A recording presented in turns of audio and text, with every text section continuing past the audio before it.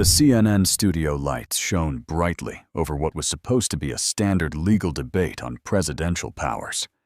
Instead, viewers were about to witness one of the most astonishing confrontations in recent television history.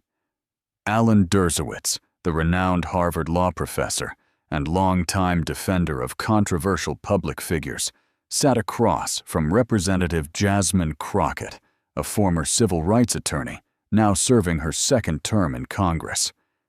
The topic was executive privilege and its limits in criminal investigations. From the very first moments, the tension was palpable. Dershowitz, with his trademark confidence, launched into an explanation of why presidents deserve certain legal protections. His voice carried the authority of someone who had been teaching constitutional law for more than 50 years. But as Crockett attempted to respond, Dershowitz cut her off immediately. "With all due respect, Congresswoman," he said dismissively. Waving his hand, "This is a complex constitutional matter that requires decades of legal scholarship to fully grasp. Perhaps we should stick to the basics here." The condescension was unmistakable. The camera captured a flicker in Crockett's eyes, not anger, but calm, measured determination. What followed stunned the studio. Crockett posed a single question, precise and devastatingly effective, that left Dershowitz, renowned for his rapid-fire rebuttals, momentarily speechless. For the first time in his decades-long media career, the famed legal scholar was silent on live television. Behind the scenes, production assistants exchanged stunned glances. That moment would soon become one of the most widely circulated clips in legal and political social media, highlighting a fundamental shift. Even the most established experts can be held accountable for the consistency of their arguments.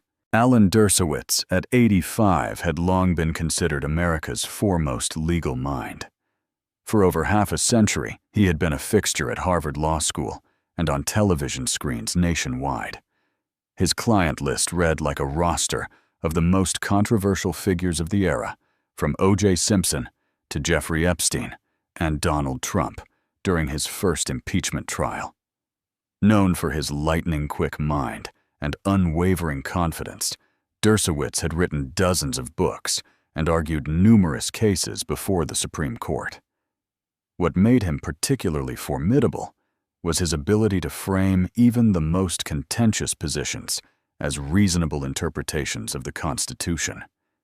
His frequent television appearances had made him a household name.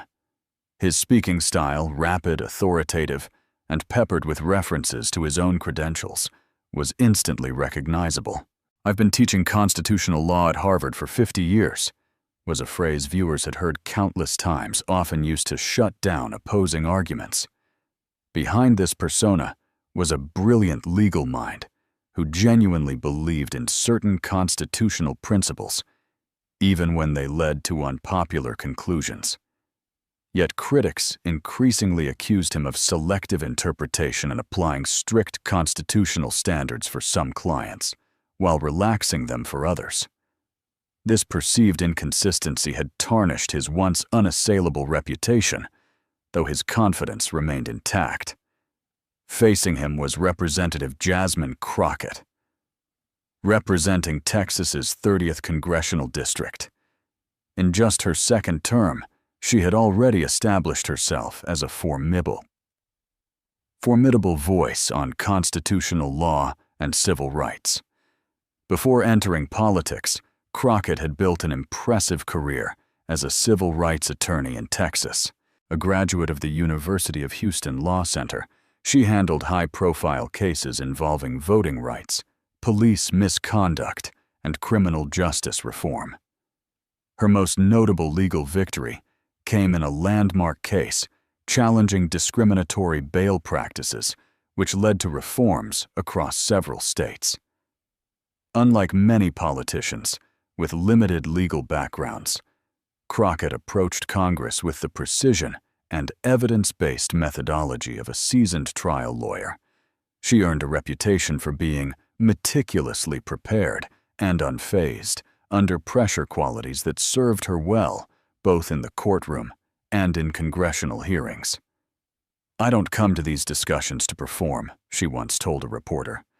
"I come to get to the truth, and sometimes that requires cutting through a lot of noise." The CNN debate that brought these two figures together focused on a recent Supreme Court ruling regarding executive privilege specifically, whether former presidents could continue to assert such privileges after leaving office. Dershowitz had publicly defended a broad view of these powers, arguing they extended well beyond a president's term. The stakes were high for both participants. For Dershowitz, it was a chance to reaffirm his relevance after several years of controversy had tarnished his standing. For Crockett, it was an opportunity to challenge constitutional interpretations she viewed as dangerous to the rule of law. The studio was set up in CNN's standard debate format. The participants seated across from each other at a sleek desk with Anderson Cooper moderating. The red and blue backdrop created a formal atmosphere suitable for a constitutional discussion. Behind the scenes, the production team expected a spirited but routine debate. Dershowitz was a network regular, known for provocative, yet telegenic arguments. Crockett, while rising in prominence, was confronting someone of Dershowitz's stature for the first time. "Tonight we're discussing the limits of executive privilege following the Supreme Court's recent ruling," Cooper began. "Professor Dershowitz, you've taken a position that many constitutional scholars have questioned. Could you explain your reasoning?" Dershowitz nodded confidently. "Certainly, Anderson. Having taught at Harvard Law for 5 decades, I've seen that executive privilege serves a crucial function in our constitutional system. The recent ruling doesn't fully account for the historical context in which these protections developed." He spoke for nearly 2 uninterrupted minutes, citing historical precedents and legal theory, frequently reminding viewers of his extensive experience. The camera occasionally cut to Crockett, who listened intently, making notes. "Congresswoman Crockett, your response?" Cooper asked. "Thank you, Anderson," Crockett began. "While I respect Professor Dershowitz's long career, we need to distinguish between—" "If I might clarify something," Dershowitz interrupted, raising a finger. "The Congresswoman is relatively new to these constitutional questions, and a fundamental principle is being overlooked here." Cooper intervened. "Professor, please allow her to finish." "Of course," Dershowitz said, though impatience lingered in his expression. Crockett began again outlining her interpretation of the Supreme Court ruling. She cited specific passages from the majority opinion and explained how they aligned with precedent. Her analysis was precise, structured, and grounded in both legal history and practical implications. As she spoke, Dershowitz shook his head, visibly increasingly dismissive. "That's simply not correct," he interrupted. "With all respect, Congresswoman, I've argued before the Supreme Court on precisely these issues. The fundamental misunderstanding here is—" "Professor," Cooper interjected firmly, "please allow Representative Crockett to finish." From the control room, the executive producer leaned forward with interest. The usual pattern in these debates involved the more experienced commentator, dominating through interruption and appeals to authority. But Crockett's calm, methodical responses, coupled with Cooper's moderation, were creating an unusual dynamic. "Let me put this simply," Dershowitz continued, visibly frustrated. "Executive privilege, as I've taught to thousands of students over 5 decades at Harvard, is—" Crockett was undeterred, attempting to engage with the substance of the constitutional argument. Dershowitz repeatedly interrupted, citing his credentials. Yet Crockett remained composed, methodical, and unflappable. "Congresswoman," Dershowitz said, after a particularly detailed response regarding the recent ruling's limitations. "These are nuanced legal concepts that often confuse even experienced attorneys. Perhaps I can simplify this for your benefit and for the viewers." The camera caught a subtle shift in Crockett's expression. Not anger, but clinical focus, like evaluating a witness who had just slipped. "Anderson," she said calmly, "I'd like to respond to that." "Please do," Cooper replied, sensing the tension building. "Professor Dershowitz," Crockett began. "You've referenced your Harvard position 7 times in the past 6 minutes. You've mentioned arguing before the Supreme Court 4 times, yet you haven't addressed the specific language in Chief Justice Roberts' opinion that contradicts your position. Understanding principles is one thing. Applying them consistently is another." The small audience of legal journalists and guests exchanged glances. One constitutional law professor leaned toward a colleague and murmured, "She's setting him up perfectly." "What exactly are you implying, Congresswoman?" Dershowitz asked, his tone sharpening. "I'm not implying anything," Crockett replied. "I'm stating that your interpretation of executive privilege seems to shift, depending on who is asserting it." Dershowitz's face flushed. "That's absolutely false. My entire career has been defined by principle, not partisanship." "I appreciate that assertion," Crockett responded, calm, but pointed. "But perhaps we should examine the record." She reached for a folder on the desk. "In 2018, you argued on this very network that a sitting president cannot be indicted or investigated because it would impair his ability to function." "Correct, yes," Dershowitz replied immediately. "Yet in 1998, Crockett continued, you argued the exact opposite regarding a different president, stating no one is above the law and a president cannot impede investigations into his conduct." Dershowitz shifted in his seat. "The situations were entirely different." "Different politically, certainly," Crockett interjected. "But constitutionally, the same principles should apply, shouldn't they?" "Professor," the control room producer spoke into his headset. "Stay on them. This is gold." Dershowitz, sensing the line of questioning was becoming uncomfortable, attempted to regain control. "Congresswoman, you're taking my statements out of context. Constitutional interpretation requires understanding the specific circumstances of each case," he said, his tone slightly defensive. "I agree completely," Crockett replied. "Context matters, so let's be specific about the context." She turned to another page in her folder. "In 2020, you stated that abuse of power is not an impeachable offense because it isn't explicitly mentioned in the Constitution." Yet in this book, she held up a copy of one of Dershowitz's earlier works. "You wrote that criminal-like conduct is sufficient grounds for impeachment, even if it doesn't violate specific statutes." The studio had grown unnaturally quiet. Even the floor director seemed frozen in place, aware they were witnessing something unexpected. Cooper hesitated before speaking, letting the moment breathe. Dershowitz, who normally delivered his rapid, authoritative rebuttals without pause, found himself at a rare disadvantage. His usual confidence faltered as Crockett systematically presented evidence of contradictions spanning decades. Those positions can be reconciled through proper constitutional analysis, Dershowitz insisted, though the rapid cadence of his speech had slowed.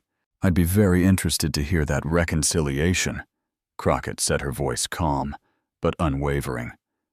"Because to many observers, including numerous constitutional scholars, these positions seem influenced more by the political affiliation of the president involved than by consistent constitutional principles."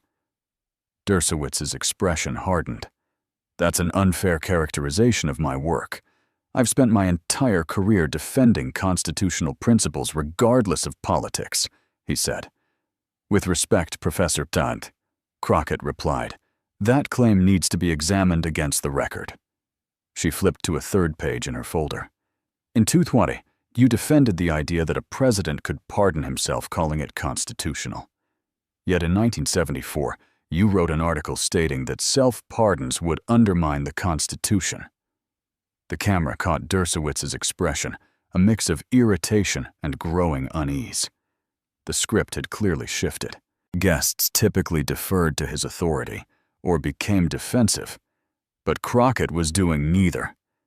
She methodically presented contradictions with calm, almost clinical precision. For the first time in decades, Dershowitz found himself on the defensive with no clear recourse to his usual tactics. The tension in the studio was palpable. Cooper glanced at the producer off-camera, signaling that the exchange should continue uninterrupted. This was rare television, an intellectual confrontation exposing not just disagreement, but accountability in public legal discourse. The Congresswoman is engaging in personal attacks rather than addressing the substance of my arguments. Dershowitz tried to redirect his voice, rising slightly. I am citing your own words, Professor, Crockett replied evenly. Examining your statements for consistency isn't a personal attack. It's about evaluating the foundations of those arguments. She deliberately closed her folder and looked directly at him. The studio went silent as she prepared to deliver the question that would leave Dershowitz speechless. She had carefully built to this moment throughout the debate. Jasmine Crockett leaned forward slightly, her expression focused and calm. Professor Dershowitz, she began, her voice steady. After 50 years of teaching constitutional law, which should the American people believe your constitutional interpretation when it benefits Republicans, or your contradictory interpretation when it benefits Democrats? The simplicity and directness of the question hung in the air. For a moment, the entire studio seemed frozen. Cooper's eyebrows raised, acknowledging the precision of the question. Dershowitz, who had rarely been without words, opened his mouth and then closed it again. Several excruciating seconds passed an eternity on live television. The cameras captured every nuance, the widening of his eyes, the faint parting of his lips, the subtle flush on his cheeks. Here was one of America's most prominent legal minds, known for never being silenced completely without a response. In the control room, the executive producer whispered urgently, "Stay on him. Don't cut away." They recognized they were witnessing a historic television moment. When Dershowitz finally spoke, his voice had lost its usual authority. That's an unfair characterization of my work," he stammered. "My interpretations are based on constitutional principles, not partisan considerations." But the damage was done. His hesitation had been visible to millions of viewers, and the words sounded hollow, even to his own ears. Crockett did not press immediately. She allowed the moment to breathe, a technique she had perfected in courtrooms, when witnesses had just undermined themselves. "With respect, Professor," she finally said, "I didn't ask about your intentions. I asked which of your contradictory interpretations the American people should believe, because they can't both be correct." Cooper sensed the gravity of the moment and intervened carefully. "Professor Dershowitz, would you like to respond directly to the Congresswoman's question?" Dershowitz attempted to regain footing. "Constitutional interpretation evolves over time. My thinking develops as I analyze precedents and historical context more deeply," he said. "Interesting," Crockett observed. "But it doesn't explain why your evolution consistently aligns with the political interests of whoever you are defending at the time." She turned toward the camera, addressing viewers directly. "This isn't about Professor Dershowitz personally. It's about the integrity of our constitutional discourse. When legal authorities present partisan preferences as neutral constitutional interpretation, it undermines the rule of law." Journalists behind the cameras typed furiously. One whispered, "She just did what 100 interviewers have failed to do, expose the fundamental contradiction without making it personal." Dershowitz attempted another deflection. "The Congresswoman is playing to the cameras rather than engaging with serious constitutional questions," he said. "I am citing your own published statements, Professor," Crockett replied evenly. "If that's playing to the cameras, The issue is with the inconsistency of those statements, not with my question. The production team reacted subtly, raised eyebrows, barely suppressed smiles. Even Cooper's professional neutrality showed a flicker of admiration for Crockett's approach. My interpretations of executive privilege and presidential power are based on decades of scholarship, Dershowitz said, trying to reassert his authority. Perhaps, Crockett acknowledged, but it doesn't address the fundamental problem your interpretations have repeatedly reversed depending on which political party benefits. That isn't scholarship, it's advocacy masquerading as analysis. She opened her folder again. When you wrote in 1998 that obstruction of justice was impeachable, and then argued in 2019 that it wasn't, you weren't advancing constitutional understanding. You were adapting your position to defend different clients. Those situations were contextually distinct, Dershowitz insisted, though his voice lacked its usual conviction. The only consistent distinction, Crockett said, is the president's party affiliation. She closed the folder deliberately. Professor, I respect your career and contributions, but evolving one's views through deeper understanding is different from adopting whatever interpretation serves your client at the moment. Dershowitz's face flushed. You're oversimplifying complex questions. No, Professor, Crockett interrupted firmly. I'm asking a simple question about a decades-long pattern. Your inability to answer speaks volumes. The control room debated whether to extend the segment. This was riveting television, but also considered ending it to spare Dershowitz further embarrassment. He attempted one last appeal to authority.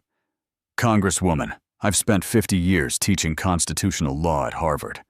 I've argued more Supreme Court cases than you've likely read. Viewers understand who has the deeper knowledge. She responded calmly without rising to the bait. I'm not questioning your credentials. I'm questioning the consistency of your interpretations. Appeals to authority are not answers to legitimate questions about consistency. She turned slightly toward Cooper. Anderson noticed that when confronted with decades of contradictory statements, Professor Dershowitz responds not by reconciling them, but by reminding us of his resume.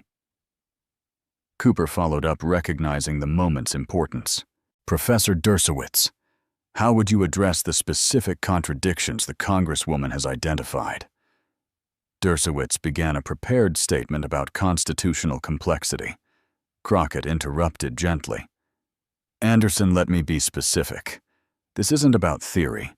It's about a principle that should guide all constitutional discourse: consistency. She looked directly at Dershowitz.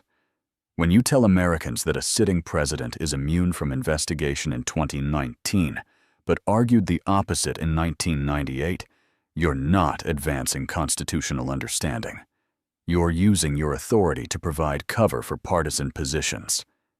The clarity of her framing left Dershowitz with few options. He couldn't deny his previous statements; they were public record. He couldn't claim a coincidental evolution perfectly aligned with partisan interests, and he couldn't dismiss Crockett as uninformed. She commanded both his work and constitutional principles. The American people deserve better, Crockett continued, addressing viewers. They deserve experts who apply the same standards regardless of who is in power. Analysis based on principle, not partisanship. Honesty about when interpretation ends and advocacy begins. The studio was silent. Even the production team, usually bustling, remained still. They were witnessing an unprecedented challenge, not just to Dershowitz's arguments, but to an entire approach to constitutional commentary on cable news. Dershowitz, visibly uneasy, looked toward Cooper with a pleading expression. Cooper, recognizing the moment's significance, asked, Professor, would you like to respond directly to the Congresswoman about consistency and interpretation? I've always followed the Constitution, Dershowitz insisted, though his voice lacked conviction. Different circumstances require different applications of principles. That would be reasonable, Crockett acknowledged. If differences align with facts, not political beneficiaries, the American people can recognize when principles are consistent and when they're manipulated. They deserve experts who respect that intelligence. Cooper sensed the exchange had reached its natural conclusion. Dershowitz had been given multiple opportunities to reconcile his contradictions and had failed. "We need to take a break," Cooper said. "Professor Dershowitz, Congresswoman Crockett, thank you for this illuminating discussion." As the camera prepared to cut, Crockett added a final note. "This isn't about Professor Dershowitz or me. It's about whether society demands consistent principles from legal authorities regardless of partisan advantage.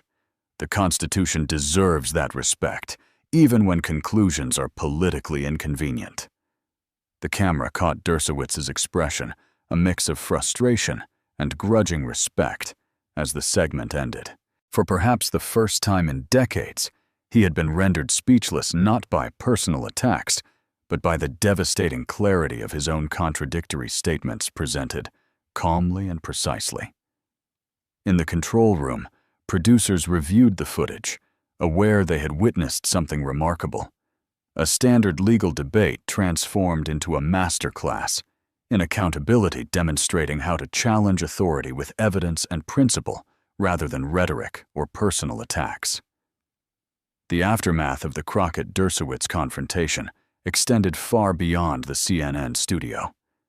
Within hours, clips of the exchange had flooded social media platforms, racking up millions of views and thousands of comments. What set this moment apart wasn't merely the dramatic on-air silence of a prominent legal figure, but the methodical, respectful way Crockett had exposed decades of contradictions in Dershowitz's constitutional interpretations. Law students and legal educators alike recognized it as an educational goldmine.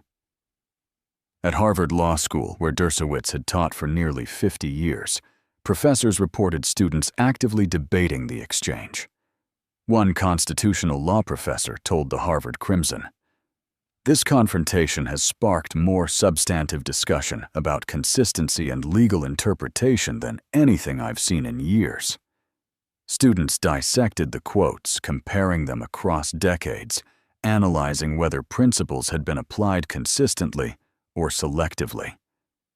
The debate became a case study in the ethics of legal commentary. Across the media spectrum, analysts took notice. MSNBC commentator Rachel Maddow described it as a masterclass in challenging authority without personal attacks. Conservative commentator Andrew McCarthy at the National Review acknowledged, "Regardless of one's politics, Congresswoman Crockett's approach to questioning inconsistency should be a model for substantive debate." Then social media users engaged in unusually thoughtful discussion, sharing clips and examples of other public figures who had reversed positions depending on political alignment. Crockett's national profile surged overnight. Her office received thousands of emails within 48 hours, not only from supporters, but from Americans across the political spectrum impressed by her meticulous, principled approach. One email from a conservative lawyer in Ohio read, "I deeply disagree with your politics, but your commitment to constitutional consistency transcends partisanship. We need more of that kind of intellectual honesty." Law students were especially inspired. Membership in constitutional law societies skyrocketed, and applications for Crockett's congressional internship program tripled. A Yale law student told the Washington Post, "Watching that exchange reminded me why I wanted to study law, not to win arguments, but to uphold principles consistently." Across the country, law schools incorporated the exchange into curricula, analyzing the balance between advocacy ethics and interpretation. For Dershowitz, the aftermath was more complicated. Initially, some supporters defended him, arguing that Crockett had taken his statements out of context. But as the full exchange circulated, including the moments where he failed to reconcile contradictory positions, Even longtime admirers began questioning his approach. His reputation as the unquestioned authority of cable news commentary shifted subtly. Network hosts no longer relied solely on his credentials as proof of expertise. They began asking pointed questions about consistency and past positions, expecting substantive answers rather than appeals to authority. Media training companies incorporated the Crockett-Dershowitz exchange into their courses. Crisis communications expert Jennifer Martinez explained in a viral LinkedIn post, "Notice how Representative Crockett never raised her voice, never personalized her critique, and always returned to documented statements. That's a model of effective evidence-based accountability." The exchange influenced not only media training, but legal education itself. Columbia, Georgetown, and Yale introduced modules on professional ethics and the responsibility of commentators to maintain consistent principles. Professor Maria Gonzalez at Georgetown reported her enrollment in ethics courses had doubled, noting students' fascination with the tension between advocacy and honest analysis. Several legal commentators began proactively addressing potential contradictions in their own statements, publishing clarifications, and reconciling evolving views. Network executives faced pressure to highlight inconsistencies in expert commentary more rigorously. CNN's internal analytics revealed the Crockett-Dershowitz segment had drawn more engagement than any other legal discussion in the network's history, suggesting viewers were hungry for substantive accountability rather than performative conflict. Digital media analyst Jennifer Patel explained, "For decades, viewers were assumed to want confrontational, sensational content, but this data indicates a strong appetite for principled, evidence-based discourse." 3 weeks after the interview, Dershowitz, who rarely acknowledged criticism, published an op-ed in the Wall Street Journal titled "Constitutional Consistency in the Evolution of Legal Thought." Recent public discourse has raised legitimate questions about consistency and constitutional interpretation, he wrote. "While I stand by my analyses in each case, I acknowledge that personal and political factors can influence even the most objective legal mind. A lifelong commitment to the Constitution requires constant self-examination to ensure principles, not preferences, guide our interpretations." The op-ed was an unprecedented concession for a figure known for unyielding defense of his positions. Subsequent appearances by Dershowitz reflected a subtle change. He acknowledged tensions between past and present positions more openly and offered substantive reconciliations rather than dismissing contradictions outright. Academic researchers seized the viral exchange as a case study in legal ethics and public discourse. Yale Law's Professor James Wilson incorporated the full interview into his professional responsibility curriculum, telling students, "This interaction demonstrates how accountability in legal commentary can be achieved without descending into personal attacks or partisan finger-pointing." Journalism schools also took note. Columbia's School of Journalism launched a workshop titled "Beyond Gotcha: Substantive Accountability in Public Discourse," highlighting Crockett's methodical approach to examining authority. The exchange became a reference point for teaching interviewing techniques that emphasized evidence over theatrics. Perhaps the most significant impact was on public understanding of constitutional debate. Polls conducted weeks after the segment found that 68% of Americans who had seen it expressed interest in learning more about the consistent application of constitutional principles across political divides. Media analyst David Chen remarked, "For decades, legal commentators were evaluated primarily on credentials and persuasiveness. Representative Crockett demonstrated that consistency over time is an equally important measure of credibility." 6 months later, the influence of the exchange continued to reverberate. Law schools reported heightened interest in courses examining the history of constitutional interpretation. Prominent commentators increasingly addressed the evolution of their views and highlighted principles that remained consistent. During the confirmation hearings for a new Supreme Court justice, senators from both parties began asking nominees about consistency in constitutional interpretation. One senator explicitly referenced the Crockett-Dershowitz exchange, asking, "How can Americans trust that your constitutional interpretations are based on consistent principles rather than preferred outcomes? What safeguards do you personally employ to ensure consistency?" The confrontation had transcended viral television. It catalyzed a subtle but profound shift in the evaluation of legal expertise in America. In an era of deep political polarization, it provided a template for principled disagreement, showing that rigorous accountability could elevate public discourse rather than degrade it. Textbooks in legal education began including the exchange as a case study in ethics. One widely used casebook introduced a chapter titled "Consistency Across Political Divides: The Ethical Responsibility of Legal Commentators."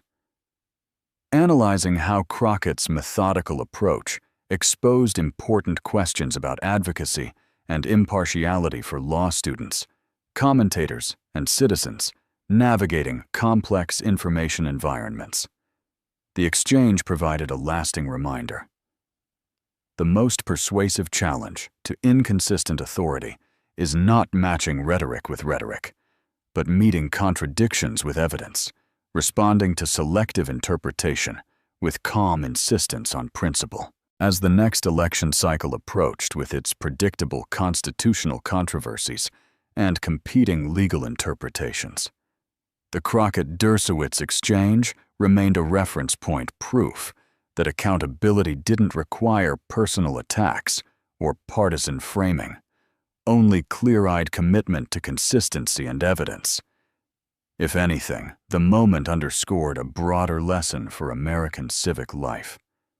Real media literacy develops not through partisan point scoring, but through understanding the importance of consistent principles and holding even the most established authorities accountable to their own words.